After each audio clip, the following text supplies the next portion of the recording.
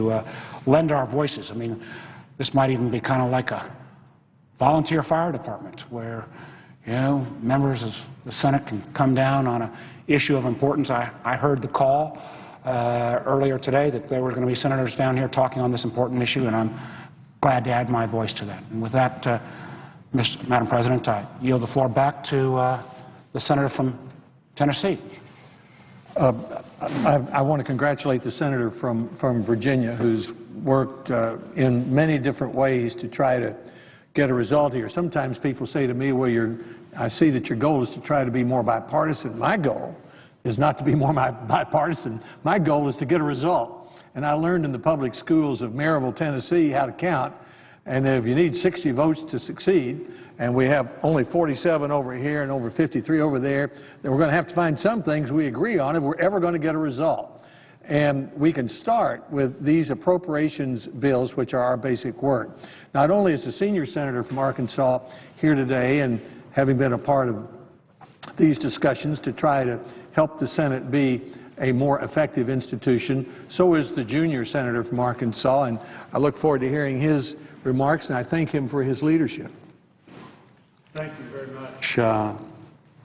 Madam President, tonight I'm also here to compliment my colleagues, my Senate colleagues, Senator Inouye and Cochran, and the members of the Appropriations Committee, as well as Majority Leader Reid and the Republican Leader McConnell, as they commit to do their best to pass all 13 appropriations bills. And I also want to thank the senior senator from Tennessee and my senior senator from Arkansas for making this possible. And I do think it's very, very important. Each one of us in this chamber owes it to the American people to work together to help our country today and build a path for success in the future. Our founding fathers laid the foundation that allows the Senate to function effectively and efficiently, but it requires working together. The American people are tired of the finger-pointing that has stalled much of the work they sent us here to do, but I'm hopeful we are seeing the light at the end of the tunnel that starts with trying to enact all 13 appropriations bills through a regular process this year. Again, I applaud Majority Leader Reid, Republican Leader McConnell, Senators Inouye and Cochran, and also the members of the appropriations bill for agreeing to do their very best to move the appropriations bills forward. Determining how we spend our hard-earned taxpayer dollars is a basic responsibility for Congress. We know tough choices will have to be made in the appropriations bills, but moving forward is the right decision. This is an important step to reducing government spending and helping to balance our budget while investing in programs that Americans have come to rely on. Moving forward on these bills returns the Senate to its proper function and provides a framework of spending so the American people can see and understand where their hard-earned money is going to, as the senator from Georgia alluded to earlier. In recent days, members of Congress have worked together to find solutions to the troubles Americans are facing.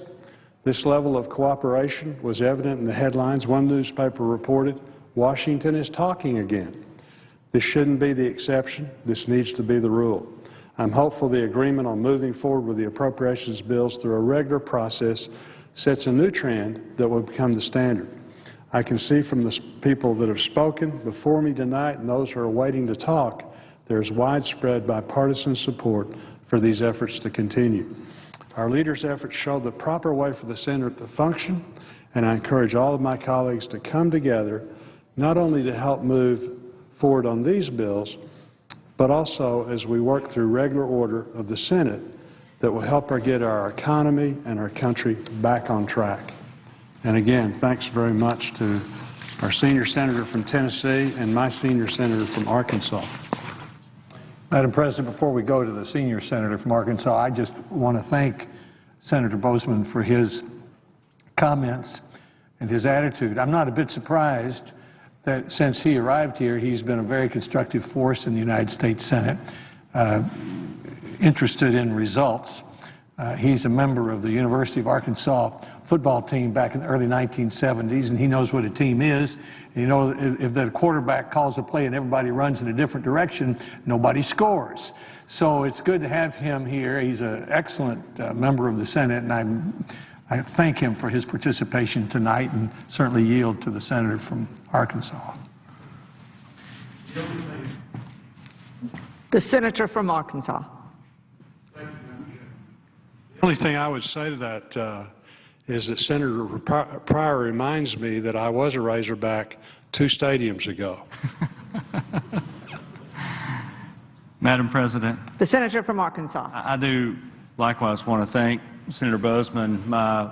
He keeps calling me the senior senator. We're partners, and he does great work for the state of Arkansas, and I appreciate his leadership. Although he's been here but a short time, his presence has definitely been felt in the Senate already, and I look forward to working with him as long as we're both here. And I really appreciate him being here tonight because the hour's late in Washington. It's after 6:30 now, and I just appreciate him carving out some time. So, Madam President, I want to thank him. Madam President, our Article 1, Section 9 of the U.S. Constitution simply states, quote, "No money shall be drawn from the Treasury but in consequence of appropriations made by law," end quote. Fairly simple statement, like a lot of things in the Constitution, but is loaded with importance. We often talk about this clause as a power given to Congress in the Constitution, and I think that's true, but I'd also classify it as a responsibility. It is our responsibility as a Congress to write annual appropriations laws to fund the government's commitments to its citizens. It's our responsibility to do that. The principle of appropriation is a basic rule of governing. And I think that a lot of people would agree that we've lost sight of many of the basics around here. But the basics, I believe, are important, and I'd like to get back to them. That includes the Senate and hopefully the House passing the annual appropriation bills through what we call the regular order. And this is where I want to thank the two leaders, Senator McConnell and Senator Reid, because they have a commitment. They've committed to each other with the chairman and ranking member of the Appropriations Committee that we will try to get back to regular order and do things the way we should be doing them around here and should have been doing them around here all along. Regular order is something that we talk about in this chamber, but it's something that many members of the Senate, unfortunately, have never experienced. Last year, the Senate Appropriations Committee dutifully passed all 12 of its individual appropriation bills, yet when they came to the floor, gridlock struck, and the Senate was not able to pass these one by one as we should. In fact, the last time we've passed them one by one was in the year 2006, and even that year, the Congress did not get them done on time. And what the leaders are talking about now is getting them moving through the Appropriations Subcommittee and the full committee, bring them to the floor, as we say, in regular order, let the Senate debate, amend, and vote on these as we go. Hopefully we'll get all of these done on time and in the normal order that we should. The last time the Congress completed all of the appropriations bills one by one and on time was fiscal year 1995. So we've not done a very good job of this, and this is one of the things that I think really frustrates the American people. It's beyond time that we get serious about this responsibility.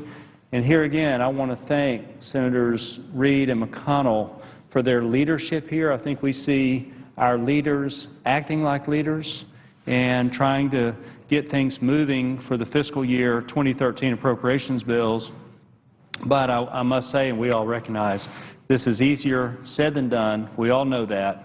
But I want them to know that they have many of their colleagues that support them in this goal of getting all of these appropriations bills done as we should. We have two very respected and accomplished Senate leaders here on the floor, but we also have two very accomplished and respected senators that run the Appropriations Committee.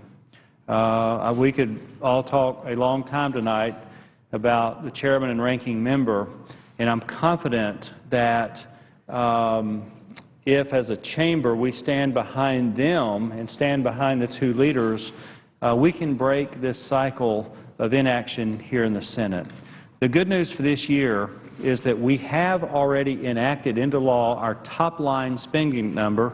In technical terms, people call that a 302A allocation. So we know how much money we can spend on discretionary programs under the law. We passed that law last year. Even though we didn't pass a budget resolution, we did pass the Budget Control Act, and that total for spending is $1,047 billion, and that is $686 billion for security spending and $361 billion for non-security. This law was supported by 74 members in this chamber, 269 members down the hall in the House, and it was signed into law by the President. It's now the law of the land, so we now have our top-line spending numbers in law, and hopefully that'll help us jumpstart the fiscal year 2013 appropriations process, regardless of what happens to the budget resolution, which, by the way, I totally support getting a budget resolution passed as well. But nonetheless, we have this already in law for this year. And, Madam President, I'd like to end just by saying that I believe that we can pass all 12 appropriation bills this year. And I think that we can do it in a way that gives ample opportunity for debate and for input and the chance to amend. Whether or not we will pass all 12 spending bills on time this year will depend on whether or not members of Congress have the will to get it done. I think the American people want us to get it done. They want to see us work together. And, Madam President, if I could ask a question of the senator from Tennessee through the chair, I'd like to get his reflections, if possible, because Senator Alexander has been around this place for a long time, going back to Senator Howard Baker, who is one of the legends in the United States Senate, and Senator Alexander was able to see him and work with him and work for him and see the Senate as it ran differently back in those days. And, Madam President, I'd like to ask through the chair why Senator Alexander thinks it is so important that we get our appropriations bills back on track. Madam President, I thank the senator from Arkansas for his leadership and the importance of this, and I'll answer his question to the best of my ability. I suppose some people may be watching and say this is a lot of inside baseball we're talking about. Well, that'd be like telling a bunch of people the Grand Ole Opry that talking about singing was inside baseball. I mean, this is what we do. I went out to see Johnny Cash at the House of Cash when I was governor of Tennessee many years ago, and I didn't quite know what to say to him. And so I said, well, Johnny, how many nights do you appear on the road? And in that big old deep voice of his, he said, oh, about 200. And I said, my goodness, why do you do that? And he looked at me and said, that's what I do. Well, this is what we do, or at least what we're supposed to do. I mean, we're elected by people from Arkansas and Tennessee and all over this country, North Carolina. They send us up here to put the country first, put our states next, and try to lead us in the right direction. And we have our partisan differences, but in the end, one of the things we're supposed to do is to appropriate dollars. Appropriate dollars. I mean, it says in the Constitution, we hear a lot of talk about the Constitution right here in the early part, Section 9, Article 1. No money shall be drawn from the Treasury, but in consequence of appropriations made by law. That's us. That's us. So this is what we do. And in addition to that, we're supposed to oversee the spending of that money. This isn't the whole budget. This is only about 38% of it, but it's over $1 trillion. And at a time when we're borrowing 40 cents of every dollar we spend, maybe the people of the country have a right to expect that we take up each one of these 12 appropriations bills, that we have our hearings on them, that we oversee the spending, and if we want to add to nuclear modernization, we vote on that, and if we want to cut out the Solyndra contract, we vote on that, but we do our job of appropriations and we do our job of oversight. Now, Senator Pryor, the senior senator from Arkansas, asked me what was my reflection upon this Senate. I have seen it for a long time. I came here in January of 1967 as a very young man with the newly elected Republican senator from Tennessee, Howard Baker, and I've watched it for a long time.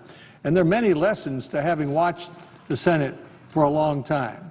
But one lesson is that the leaders can't lead without any followers. I mean, this is a body that operates by unanimous consent. If one of us wants to grease the tracks, the train runs off the tracks. That's the way it works. So the leaders are not going to be able to complete what their stated intention is, which is to take these 12 appropriations bills, bring them through the committees by late April, early May. The House is doing the same thing, we understand, and then bring them across the floor so that we have a chance to consider them, to expose them to the light of day, to amend them, to vote on them, and to pass them or reject them. That's what we do, as Johnny Cash said about his 200 nights on the road, and we should be doing it. I mean, the idea that we haven't taken these 12 appropriations bills and brought them across the floor, but 2 years since the year 2000 is a bad commentary on this body. That means it doesn't function like it should function. I do think it functioned better in the 70s and the 80s when Senator Byrd and Senator Baker were the Democratic and Republican leaders. They would get unanimous consent agreements to bring bills to the floor. The minority would allow that, and then the majority would allow a lot of amendments until people got tired of voting. But they couldn't have done that just by themselves. Senator Byrd and Senator Baker were very good leaders, but they couldn't have gotten that done if the senators themselves didn't make it possible for the leaders to succeed. So, Mr. President, I'm delighted to see this discussion. I see the senator from North Carolina is here, and I'd be interested in her comments. My feeling is that there are a large number of Republicans, and I believe a large number of Democrats, who prefer to see the Senate work to get results. I mean, we worked pretty hard to get here. And the people of Tennessee and Arkansas and North Carolina expect us to get results. So here's a chance for us to do that. And I believe what we're saying tonight is our leaders say, okay, let's get this done. And we're saying, Senator Reid, Senator McConnell, Senator Inouye, Senator Cochran, we're going to help you. We know it's not always going to be peaches and cream. There'll be problems. But maybe if, and Senator Warner talked about a volunteer fire department, maybe if when the bell rings we all show up and try to make the Senate more effective, maybe it will be more effective. So let me stop my remarks for a moment and yield to the senator from North Carolina, who's been a regular participant in the discussions that we've had about how can we make the Senate be a more effective institution. Senator from North Carolina. Thank you, Mr. President. I am pleased to join this colloquy. To hear the senator from Tennessee and the senior senator from Arkansas work together on this issue, I think is something of prime importance. Just as Senator Isaacson went across Georgia this past week, I was in many cities and communities in North Carolina, and people are concerned, as he said, with such a low approval rate of Congress. They are asking us, why can't you work together? And as the senator from Tennessee said, when you have 47 in one party and 53 in another party, and today you need 60 votes in order to get something done, we're going to have to work together. And that's the Senate chamber. That also means we have to work in both chambers. The Senate and the House are going to have to come together and have conferences that actually work so that we can get legislation passed. And in this case that we're talking about right now, getting the 12 appropriations bills passed. When I was in the North Carolina Senate, I was one of the co-chairs of the budget. We know how to do this. We know how to get things done. Obviously, it's a much bigger piece of the pie up here, but it's important to the people throughout our country that we work together, get these bills passed. So I'm just very pleased to hear this debate going on, this colloquy, the commitment that we're standing here talking about this and pledging to work together. So I am pleased that Senator Inouye, the chairman of this committee, as well as the ranking Senator Cochran, are putting this together and bringing this forward. So I just want to applaud both Senator from Tennessee and the Senator from Arkansas for holding this colloquy and bringing this out so that the American people can hear what we're talking about and the commitment to move forward. Thank you, Mr. Senator. Thank you, Mr. President. Mr. President. Senator from Tennessee. Mr. President, I thank the senator from North Carolina. She's exactly right. We're here to make this place work, to make our country a little better every day. Now, we're going to have our differences of opinion, but the way the Senate is structured, bring the bill to the floor, offer an amendment, let's have a vote, let's have our differences of opinion.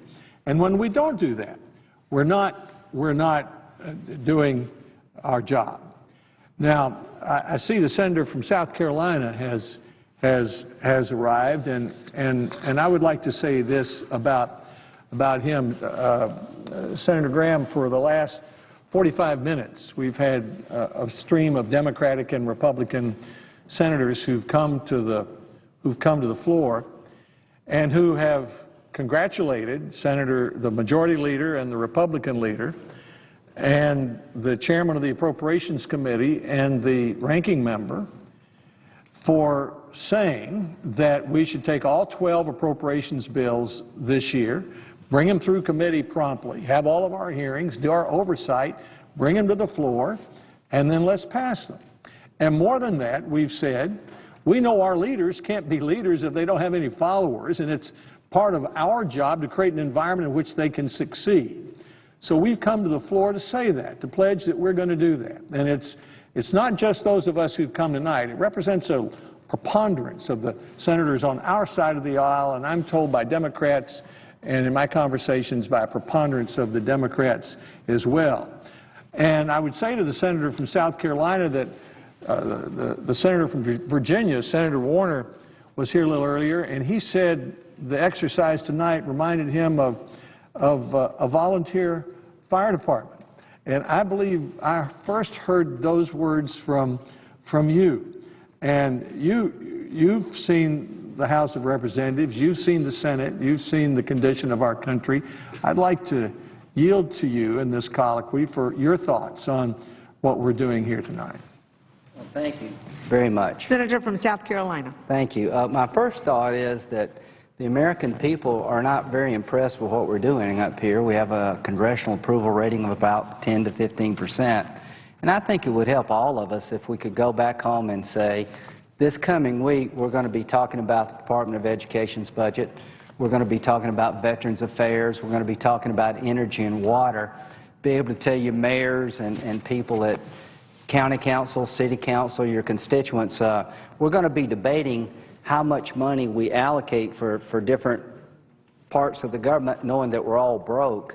Boy, I think that would resonate, Senator Alexander. And this whole idea about a voluntary fire department, when you think about it, and particularly in the South, I'm sure it's true everywhere, voluntary fire departments are citizens who have a lot of things to do, but feel like that if they work together to protect each other's home from devastation by fire, that would be a good thing. They're all volunteers, they don't get any money, and they lower everybody's insurance premiums by having a voluntary fire department.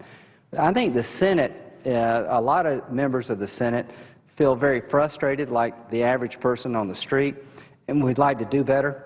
So we're volunteering our services here to the body, that if we'll do things that make sense to the American people, count us in to kind of push the ball up the hill.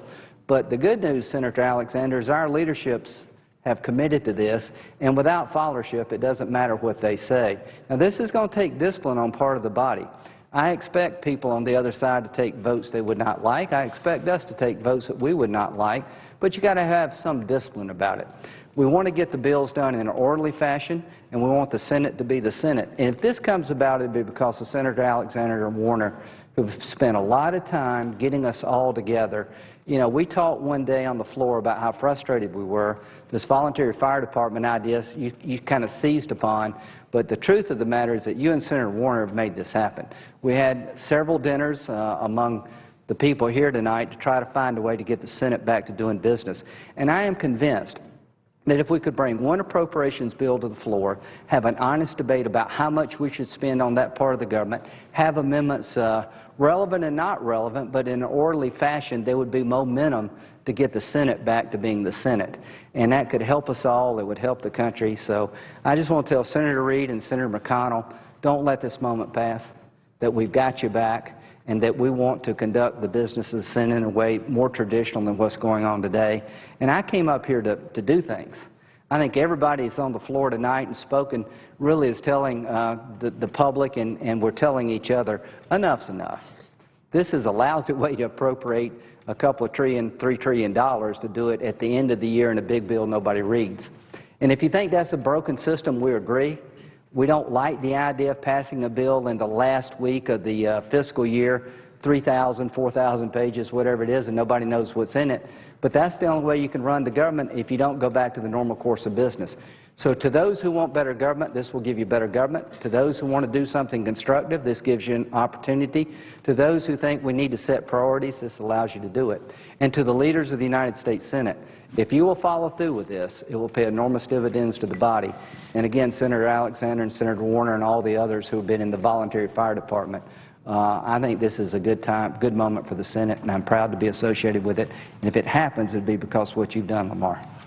Madam President, before we go back to the Senator from Arkansas, I have a question I wanted to ask the Senator from South Carolina, but first I'm not sure he was here when I referred to the Grand Ole Opry. I have a bad habit of doing that because, you know, it's in Nashville. But it's occurred to me over the last several months that there's a lot about what we do that's like the Grand Ole Opry. I mean, I know a lot of performers of the Opry, members of the Opry. They sing and pick in every little bar in the South for 20 years until finally, by skill and by accident, they get an invitation to join the Grand Ole Opry. And what would they think if they joined the Grand Ole Opry and then they weren't allowed to sing? That's kind of the way we are here in the Senate. I mean, we're lucky to be here. We're really political accidents in a sense, but we've worked hard to be here, almost all of us on both sides. And the idea of coming here, working hard to be here and be elected by the people who send us, and then we're not allowed to amend or vote or debate, I mean, that's what we want to do with these 12 bills. And to the Senator from South Carolina, you reminded me of a specific example of that. For example, the deep ports in the United States.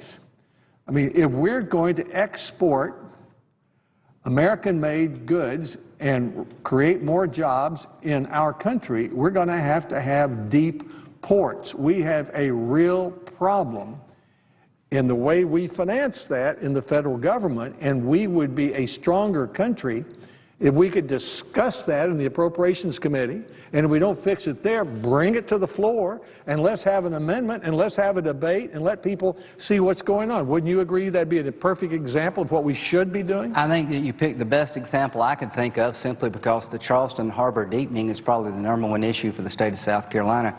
The point Senator Alexander is making is that the Panama Canal is going to be widened. And the cargo ships that are going to be on the oceans of the world in the next few years are 3 times the size of the cargo ships that exist today. Shipping, as we know, it's going to change. Well, what does that mean? That means harbors like Savannah and Charleston, you just named the harbor on the East Coast, they're going to have to be deeper to accept these ships. What does it mean for shipping? Ships that would normally deposit their goods in California can now come through the Panama Canal and access the East Coast directly. So East Coast ports, based on common sense and merit, have to be deepened. And if you brought the Energy and Water Appropriations Bill through the committee and to the floor, it would make us all think about that. Because when I hear the President say we want to double exports in the next 5 years, count me in. There'd be thousands of jobs, millions of jobs created in America. Well, how do you get those products to the customers overseas. If your ports are not modernized to adjust to the change in shipping, then it's a statement that will not bear fruit. Go to Shanghai, go to Hong Kong, and other ports, go to Mideast ports, and we're 20 years behind. So this is a good example of how if you took the Energy and Water Appropriation Bill, among ourselves we could create a national vision to deepen ports to adjust to shipping changes. If we keep continuing to appropriate in the last week of the session in a bill that nobody reads, not only will our fellow citizens think poorly of us, we won't have a vision. So this is a good example of why if you took every appropriation bill, put it through committee, brought it to the floor, you'd come up with ways to make smart decisions. And I guess what we're talking about is that spending $2 or $3 trillion in a week where 4 or 5 people know what's in the bill is not smart. And we all did come up here to have our say. Boy, have I got 1,000 ideas about ports.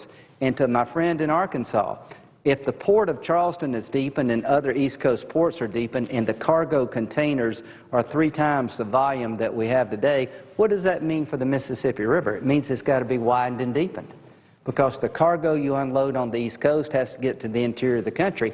And I'd like to have a vision for interior ports because one thing does affect the other, and the only way the Senate can make smart decisions is to break the government into 12 parts we've been doing for about 30, for a long time, and get back to doing business in a more traditional fashion. So this is a classic example of where if you brought the Energy and Water Appropriation Bill to the floor, people other than me would have a say about what to do given the change in shipping. And if we don't do it in the normal course of business and we keep doing this at the last week of the session, we're going to be left behind as a nation. So great example of why we should do appropriation bills in the normal course of business. And if we can pull this off, then 2012 will not be a lost year. It will be a year where we can do some good for the public. So thank you very much. I yield back. I have one thing to say really in closing while my 2 colleagues are still on the floor that is today Senator Shaheen read Washington's farewell address, which we've been doing in the Senate since 1888. And one of the reasons we do that is because President Washington calls to us through history to do our best. You talk about this issue in South Carolina, deepening the Port of Charleston. Certainly, President Washington knew about the Port of Charleston. It was a huge asset for this fledgling nation of ours. He had no idea about a Panama Canal. He had no idea about goods coming over from China. He certainly had no idea about goods coming in from the West Coast, because at that point he was just hoping we'd get to Appalachia. He had no idea what was going to happen here, but he calls to us from history to do our job and accept the challenges that come our way. And the appropriation bill really shouldn't be a challenge. It is nuts and bolts good government. And this week in Arkansas, I had 5 town hall meetings, and they were great. And got lots of good questions, a few pointed questions. Y'all know how it goes. Y'all participated in those as well. But it was great, and it is democracy in action. When people can show up in a community and ask their senator questions, that means the system's working. And we need to. It's working back home. We need to get it to work up here. And I think that's one of the things I saw or heard over and over this week in Arkansas is expectations for this Congress are very, very low for this year. I mean, we talk about the 10% approval rating. I'm sometimes surprised it's that high. Well, would the senator yield for a second? Yes. Here's the good news. It wouldn't take much to exceed expectations. But that was my point. I just want to add to the West Coast senators, your ports need to be modernized, too. You need transportation hubs around your ports. The whole infrastructure regarding export opportunities in this country has deteriorated because of a lack of vision. So to my friend from Arkansas, Walmart's a pretty good model of how business works. They get thousands of millions of products a day out to stores all over the country. They do it in a business fashion. FedEx, Federal Express, UPS. The federal government is stuck in the 50s. And we need to change that. And I think the appropriations process is the right vehicle to do it. And that does go back to the appropriations process, because obviously those things take money, they take an investment in our future. But the truth is, if we're stymied in our appropriation process, there's just a lot of good things that we can't get done, because those vehicles, when they go through, we can take care of the challenges that present themselves around the country. And we have a lot of needs in this country, and I'm certainly a promoter of investing in infrastructure, and the ports are very, very important to our nation. Madam President, with that, I'd yield the floor to Senator from Tennessee. Well, Madam President, I want to thank the Senator from South Carolina for his leadership on helping to make the Senate work, and for his good example, and for his giving us a specific example, the deep ports, of why it's important that we be allowed to do what we're elected to do, which is to say, look, the Port of Charleston, the Port of Savannah has to be a deep water port if we want to keep our jobs. That needs to be said in this Senate. It needs to be said in the subcommittee. It needs to be said in the full committee. It needs to be said on the floor. And it's encouraging to me when senators like the senator from North Carolina and Arkansas and Virginia from that side of the aisle, and senator from South Carolina and Maine, and the junior senator from Arkansas, senator from Georgia on this side of the aisle, I think we would all say firmly that while we are only several senators, that the words we speak are the same feelings that a large number of senators on both sides of the aisle feel. I mean, we want to get results. We want to do our jobs. And we want to create an environment in which our leaders can succeed. And we know that if we want to, we can do that. And we should do it because it's our constitutional responsibility, because oversight is our responsibility, because it's lazy management if we allow it to go to the end of the year and be in a great big pile like this, or a continuing resolution which is worse. We need to go over item by item. I'm on 6 subcommittees. All 3 of us are on the Appropriations Committee. We'll probably have 30 hearings in the next 2 or 3 months. We'll have a good opportunity to go through this $1 trillion of spending that we do and try to spend it wisely and to save money wherever we can.